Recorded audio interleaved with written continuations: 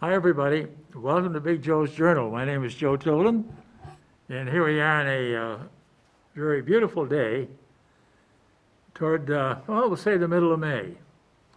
And today, yesterday, today, and the rest of this week is really supposed to be beautiful.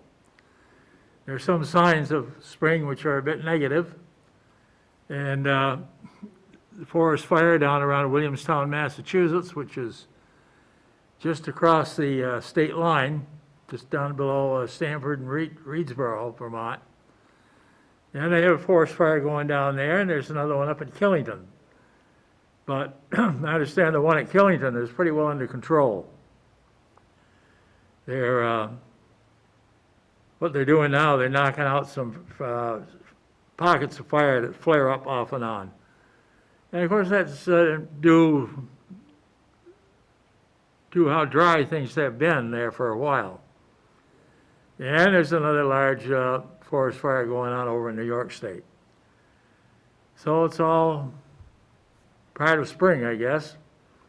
I know we do have, the city of Rutland does have a mutual aid agreement with the U.S. Forest Service because, you know, the Rutland City Forest borders the National Forest up at Killington and through that area. So we do have a mutual aid thing. So if there's a fire there, our fire department helps them out. And if we have a fire in our forest, then the Forest Service comes to our aid. Of course, the city of Rutland provides fire protection for the town of Mendon to begin with. Under contract, anytime there's a fire in Mendon or house fire, whatever, the city responds. I know when I was on the Board of Aldermen, there used to be a little bit of debate going back about how much it's costing. And we'd have to negotiate, I think every 2 years, we'd negotiate a new contract with the town of Mendon as far as providing fire protection to them. Well, the more serious business now, the COVID pandemic, it seems to have gone down in some areas. The CDC says wearing a mask is not required if you've had both your shots. So what I think I'm going to do is probably remove this mask for the time being, since I've had my 2 shots and I'm here in the studio by myself, and no danger of contaminating anyone. So I hope all you folks that are watching, if you haven't had your shots, you make an appointment to get them as soon as possible. You know, it doesn't hurt. The needle's very, very thin. You got a very, very lovely nurse, and she'll come down, she'll poke you in the shoulder, and it'll just feel a little bit like a little bit of a bee sting, and you'll be all set. And we hope that everyone takes advantage of that. Right now, kids, well, your teenagers can get their COVID shots, and they should. After all, we want to have a very enjoyable summer, not like a year ago. Got a chance to get out and meet folks again and socialize. So you want to take this opportunity, if you haven't had your shots, especially if you kids haven't had shots, you know, make your appointment and get it. Doesn't hurt. I know everybody's afraid of the needle. I know myself, makes me a little nervous, but you get a young, smiling, cheerful young lady, comes up with the old needle, and that's it. And better to be protected than to have to go through the hell of having COVID and winding up in a hospital. So in many areas, the epidemic appears to be under control. There's still some areas, even in this country, where it's out of control. I won't say out of control, but where it has sort of flared up again. For example, the state of Oregon. It seems to be on the increase through Oregon, Idaho, Montana, and the Dakotas for whatever reason. But I'm sure we'll have that under control very shortly. And at least in this country and in Europe, things are looking up. Will we ever have it completely under control? Probably not. Probably not. But this is a pandemic. It's something that is going to be with us, and we're going to have to live with it. So what that means, just like you do with the flu, there will probably have to be a booster shot, say sometime in the fall.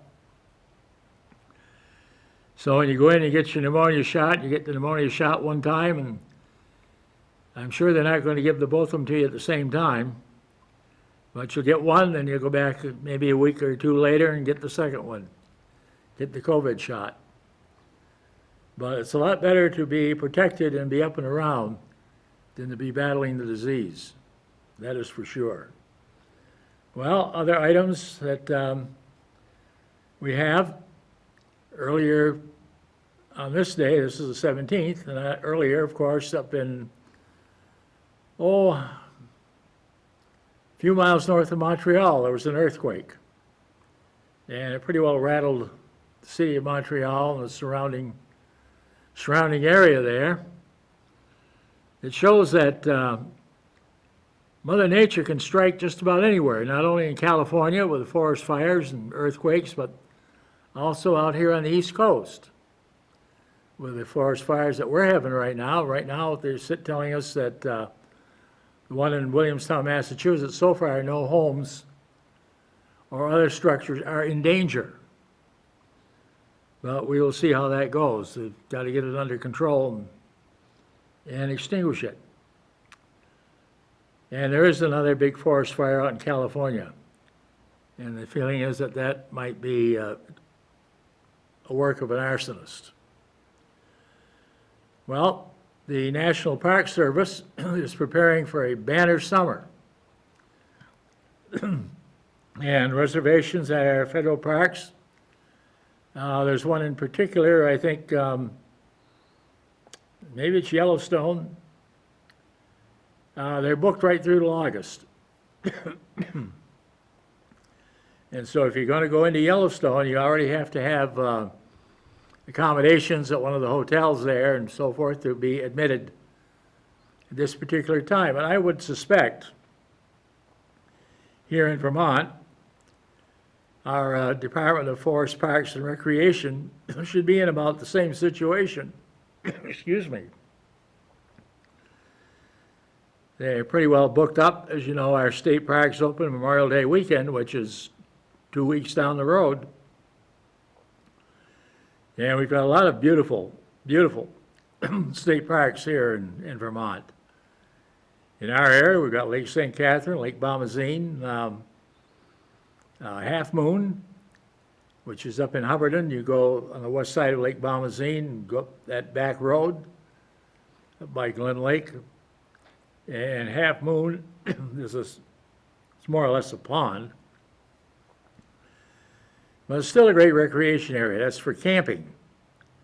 And I would imagine probably if it's not full, it's probably very, very close. And we've got state parks, all across the state. Some of those beautiful parks we have, of course, are up on Lake Champlain, Sandbar State Park, up in Milton, Colchester. And there's a few islands between Grand Isle and the mainland. You have to go to St. Albans and get a boat ride to get out to some of these island state parks. But still very beautiful. There's Button Bay, excuse me again, in Ferrisburg. As you know, a few years back when we had the national, I guess it was International Girl Scout Camporee, that's where it was held, up at Button Bay State Park. And it's the DAR State Park in West Addison. And you also have various game reserves, the Dead Creek Wildlife Reserve, which if you want, if you're a birder and things like that, there's an opportunity there. If you're a history buff, you got Fort Ticonderoga. In New York State, on our side, right across the lake from Fort Dye, we have Mount Independence. Excuse me. And we have the battlefield at Hubbardton. And of course, down in Bennington, there's the Bennington Monument for the Battle of Bennington, which was actually fought at Hoosick Falls, New York. So, summer coming, all kinds of attractions. The Vermont Symphony Orchestra will be active again this year, having some outdoor concerts. I know there's one scheduled for the Rutland area, and I'm not sure whether it's going to be up at Killington or it's going to be at Mountaintop up in Chittenden. Either place, but I'm sure there'll be public announcements as to where it is located. And we'll go from there. All right, on the negative side, there's still the problem of the refugees that are at the Mexican border.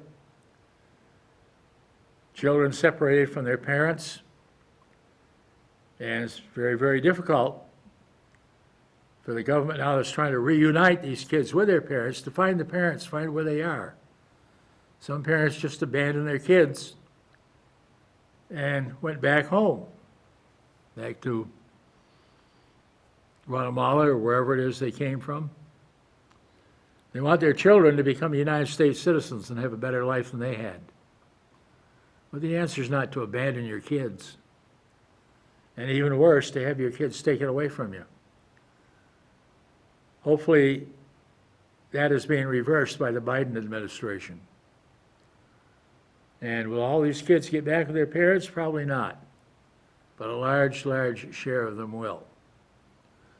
Also, on the negative side is the war in the Middle East between Israel and Gaza. And what a one-sided conflict. The Gaza Strip, very, very narrow part of land where many of the Palestinian refugees set up shop, established their residence when they had to leave Israel. Following World War I, of course, what we now call Israel, it was known as Palestine at the time, became a protectorate of the British government, actually part of the British Empire. Because the Middle East had been divided up pretty much between France and England. And there was what the people of Israel would call a patriotic movement, but what the British call a terrorist movement, called the Zionists. And they were a military group that fought against the British occupation. Well, following the Holocaust, the end of World War II, many Jewish refugees flocked into Palestine. And they set up a government. They did have a government set up by the Zionists. And they attempted to establish a nation. And they did it mainly by driving out the Arabs that were already living there. Now, in 1948, there was enough of a population in Israel so that the United States recognized Israel as a nation, and in fact bankrolled the state of Israel to get it on its feet, build it up, gave them military aid and financial aid and everything else. And of course there was a war with their Arab neighbors. Their Arab neighbors didn't want a Jewish nation there. But the result was a number of wars, and the Israelis seemed to win them all. Their superior fighting forces, of course, they got military supplies from the United States, built up their Air Force, their Army, and an Israeli Navy of sorts. But the way they fought, they defeated Syria, they defeated Egypt, defeated Jordan, all of their neighbors around to establish the state and the nation of Israel. And establishing that nation, they ousted many of the native Palestinians that had been there for centuries. And these folks settled in an area called Gaza. And Gaza, for many years, was occupied by the Jewish Israeli military. Well, over the years, a number of peace accords. First of all, there was the one negotiated during the Carter administration between Egypt and Israel. It was probably the most significant.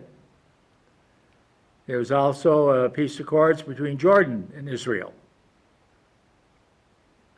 Syria remained a perpetual enemy, as did Lebanon.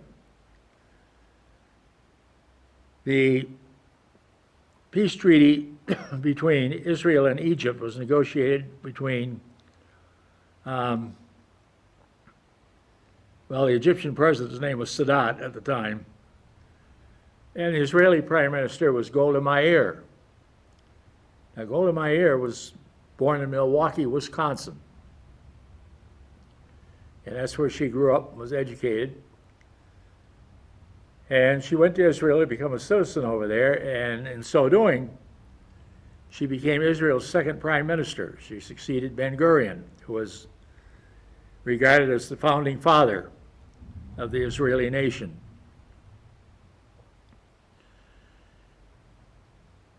Because the Palestinians were replaced by Jewish settlers and driven out of their homes in many cases. In these peace accords, they reached an agreement where there would be Arabs would settle in the Gaza Strip, and they would also settle in an area called the West Bank. Jerusalem, which both sides claimed as their capital, would sort of remain a neutral city, and the Israeli capital was set up at Tel Aviv. And this appeared temporarily to calm the waters a little bit. But trying to reach an agreement between the Palestinian refugees and the state of Israel has been an almost impossible task. Probably President Jimmy Carter came the closest getting the agreement between Egypt and Israel. The Great War of 1967, massive Arab attack attempting to eliminate Israel. And of course it backfired when Israel rallied and successfully defeated all of its enemies, including embarrassing Egypt, which at that time claimed to be the most powerful country in the Middle East. The result was that Sadat came to the table, and he and Golda Meir, under the supervision, or if you will, the blessing of President Jimmy Carter, signed a peace accord. And this has been the status ever since. Well, for the Arabs who settled on the West Bank, Israel wanted to expand, and as they expanded, they moved in and drove out the inhabitants that were there. And of course, this led to a perpetual conflict. And this conflict, every once in a while, seems to escalate. Well, it has escalated. The last big crisis between the Palestinians and the Israeli people, that the Israelis attempting to take over more land has aggravated the Palestinians, as would anybody if somebody came in and drove you out of your home and said, hey, you're gone. I'm taking over. You're gone. And it's created conflict. It escalates every once in a while to major conflicts. And Gaza, equipped with rockets probably from Iran, starts lobbing them into Israel, and Israel in return hits back at Gaza. Well, Israel is much more powerful, and the result is it's a one-sided war. And we're seeing that now. As Gaza very stupidly launches rockets into Israel, Israel responds, virtually destroying what's left of Gaza, killing many innocent civilians, including children. And it's a situation right now which should lead to a major conflict. I know it seems one war right after another. And will it be resolved? It will be temporarily, until Gaza decides to act up again and fire a few more rockets into Israel. Right now, Syria is lobbing some rockets into Israel. So this whole thing has a chance to go from a small, localized conflict into flaring up throughout the Middle East. You get Iran involved, Saudi Arabia, in Lebanon again, then you're going to have a huge, which could be a small fire and could be put out.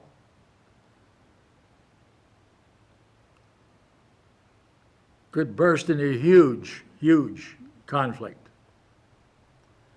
And right now, we're in the midst of withdrawing from Afghanistan.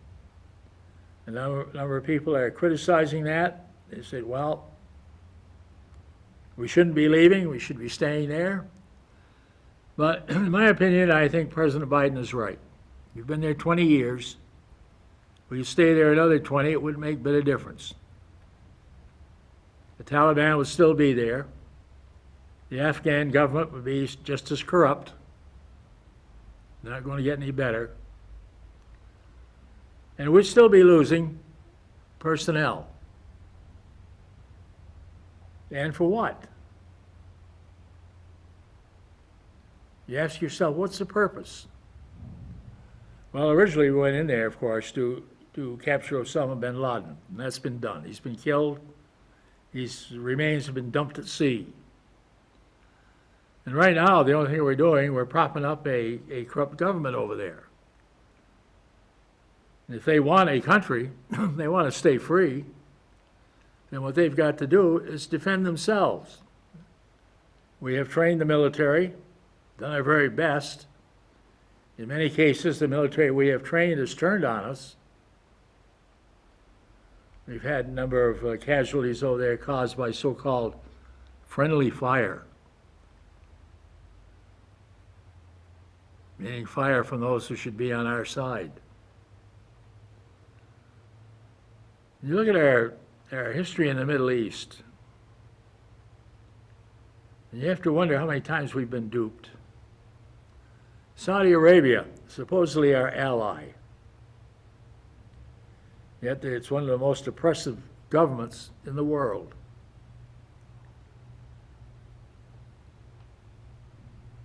The idea of women having equal rights with men hasn't quite taken root in some of those countries, including Afghanistan. The last terrorist attack in Kabul was on a school which educates girls. For some reason, these guys don't want these ladies getting an education.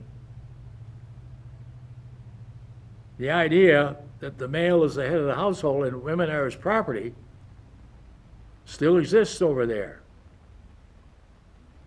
That idea came to an end here in the United States back in 1920 with the passage of the 19th Amendment. It gave women the right to vote, hold public office, own property. And through much of the rest of the world. Look at your women leaders. And it's just a matter of time before we have a female president. Joe Biden is probably only going to be one term, stepping down at 82. And his successor is going to be Kamala Harris. That's why he chose her for a running mate. These 4 years for her as vice president is a learning experience.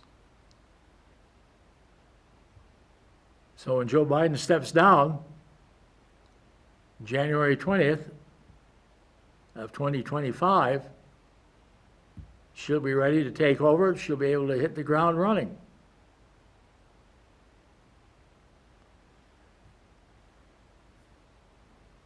The last address that President Biden made to Congress was a history precedent in the fact that behind the president, up on the podium, were 2 women, Speaker of the House Nancy Pelosi and Vice President Kamala Harris. Our first female vice president. We have our first second gentleman. That's Kamala Harris's husband. He teaches law at Georgetown University. That's his occupation. So times are changing. And some areas of the Middle East, they're fighting against it. Saudi Arabia, for example, women have just barely gotten the right to operate an automobile. And a woman who stood up and championed women's rights to drive, she's in prison. We look at our ally, so-called Saudi Arabia, one thing we forget is that the people that attacked the World Trade Center, the Pentagon, were Saudis over here on green cards. They were Saudis. They weren't Iraqis. And yet when we went to war with Iraq. For all the good that did. It just created more chaos in the Middle East. And we lost an awful lot of good men and women. Gave their lives for this country, serving in Iraq. Many of them be handicapped the rest of their lives. And you look at the number that came back, the high rate of suicide in our military services. Somewhere or another, our leadership missed the boat. Went after the wrong country. We have had an American citizen killed and butchered by agents of the Saudi government. And when the Crown Prince, who was more or less the unofficial head honcho over there, was asked if he had anything to do with that suicide, he lied. He said, no, didn't, nothing to do with it. Of course he did, he ordered it.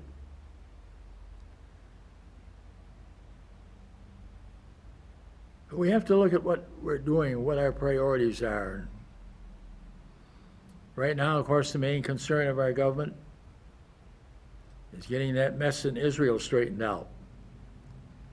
Seeing if cooler heads can prevail. And much of the international community is more or less condemning Israel. With a heavy-handed way, they're striking back. Well, Israel says they have to. It's the only way they're going to stop rockets from pouring in on their citizens and their communities. And maybe that's the case. But it will calm down, and it'll stay calm for a while until somebody in Gaza loses their head again, starts lobbing more rockets into Israel, and we go it all over again. Can there be peace in the area? Probably not in our lifetime.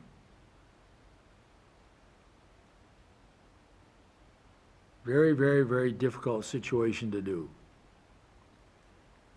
Because they have to change. The philosophy over there is going to have to change. And it's a change that we just don't see coming anytime soon. Well, with that, I urge you all to, spring is here, summer is coming, things are going to be better. So have a great day.